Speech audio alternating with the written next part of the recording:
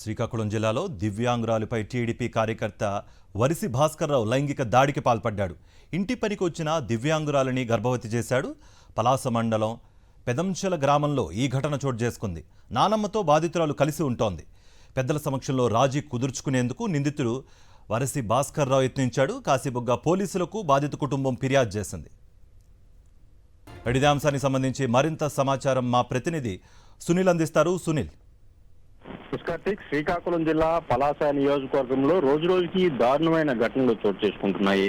పలాస మండలం పెదల్చన గ్రామంలోని ఓ దివ్యాంగురాలని టీడీపీ నేత గర్భవతిని చేసిన ఘటన చోటు చేసుకుంది. గ్రామానికి చెందిన టీడీపీ నేత వరిసి భాస్కర్ రావు ఇల్లు తుడిచేందుకు వచ్చిన బాధితురాలపై ఈ అఘాయిత్యానికి పాల్పడేవాడు రోజు.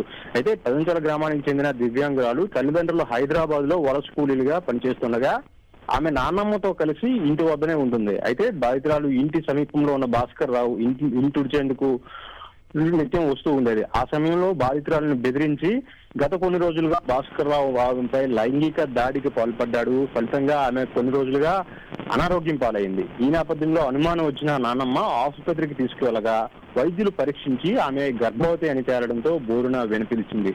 అయితే 8 నెలల గర్భవతి అని కూడా వైద్యులు చెప్పారు. దీని నేపథ్యంలో భాస్కర్ రావే తన మనవరాలపై అఘాయిత్యానికి పాల్పడ్డాడని, తన మనవరాలకి న్యాయం చేయాలని కూడా బాధితురాలి నానమ్మ వేడుకున్న పరిస్థితి నెలకొంది. కార్తీక్. రైట్ సునీల్.